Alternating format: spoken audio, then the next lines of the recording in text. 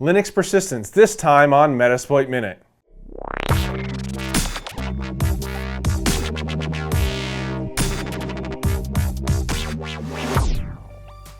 This Metasploit Minute is brought to you by Hack5 and viewers like you. Support us directly at hakshop.com. Welcome to Metasploit Minute, the breakdown on breaking in. I'm your host, Rob Fuller, but you can call me Movix. As you recall, last time we exploited Java RMI on the Virtual Corporation's DMZ. Today, we'll be continuing the attack by setting up Persistence. Why is Persistence important, you may ask? Well, honestly, I don't want to have to work at getting back on a system. Once it's mine, it's mine. I don't want to give it back. So if someone patches a way in or the Java RMI turns off class loading, then we're off that system, and I don't like that. So we're going to show you how to set up Persistence on this specific Linux host. And by doing that, why you want to do it, or not how you want to do that, is simply by learning about that system, how it works, and ways that you can make some tweaks or make some file changes that isn't going to cause a lot of disruption, because we want to go low and slow. We don't want to get detected, and we want to have a way that we can consistently get back in without too much muss or fuss. So how we're going to do that today is with PHP Interpreter. Now, first, what we're going to have to do is set up PHP Interpreter. Well, we can't do that unless we actually have a multi-handler. So again, we talked about this before. Multi-handler is the end-all be-all of handling any kind of payload or callback or way that Metasploit has something talking to it. We set up exploit multi-handler,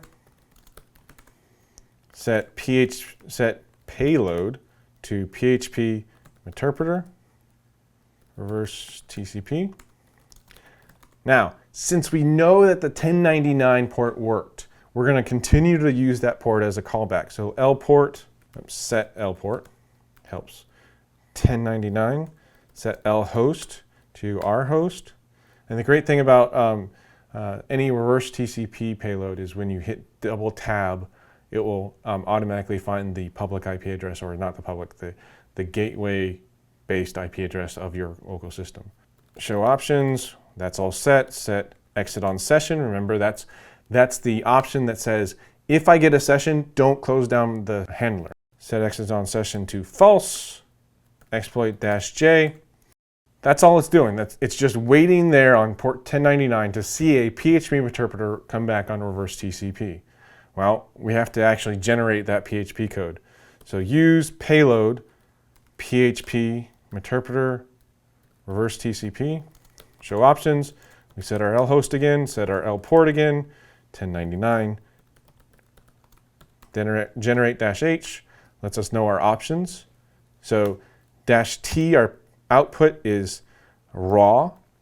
The reason why we're not going to say like PHP or something like that in this is because PHP Interpreter in raw format is PHP. So, and that's depending on the kind of payload the kind of payload that you are selecting. If you're selecting a Windows binary or Windows shellcode, you're going to get raw binary at you. So I would recommend not doing that.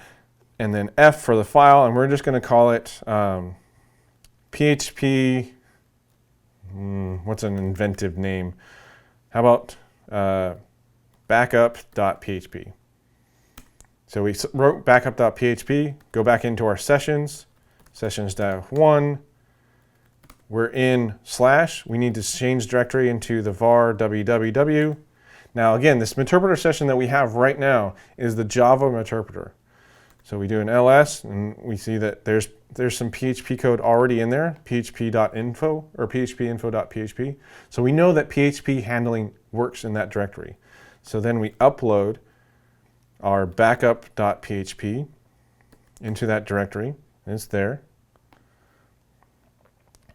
But we didn't get a shell. Why didn't we get a shell? Because that file is just sitting there. If anybody invokes it, backup.php, by going and surfing to that site, it's supposed to work. So let's not do that. I'm actually not exactly sure why that didn't work. So what we're going to do is we're going to go into Metasploit, nano, backup.php. For some reason, it's commented out the PHP. So just close it off. That's odd. Okay. Let's try re-uploading it. SLS, delete or RM, the backup.php. Actually, let's see if we can edit on target. Backup.php. Cool. And since I'm horrible at Vi, we gotta go down, insert. I can see so many people cringing right now because of this. Right, quit. Now, ta-da! Now instead of showing this output, we actually have a connecting. It's really hard to see, but you can see back here that we have a session with PHP interpreter as www data. The fact that we're www data means that we've lost permissions because of this, because Apache is the one that's doing the exploitation or the callback. The www data is what Apache is running as. So what we need to do is set up some way for our www data to get up to the point where we are as root. So we can do a set UID, we can binary or script, we can do a number of different methods to add ourselves as sudoer or whatever. Next week we'll be pivoting around the DMZ a little bit more, so stay tuned. So what do you think? Hit me up at msf@hack5.org and stay tuned to metasploitminute.com for more shows like these. And thank you so much for supporting the show. If you want to support us even more, go to hakshop.com, enter coupon code MUBIX, and get some free Metasploit Minute stickers. Until next time, I'm Mubix, and I'll be hacking till the cows come home.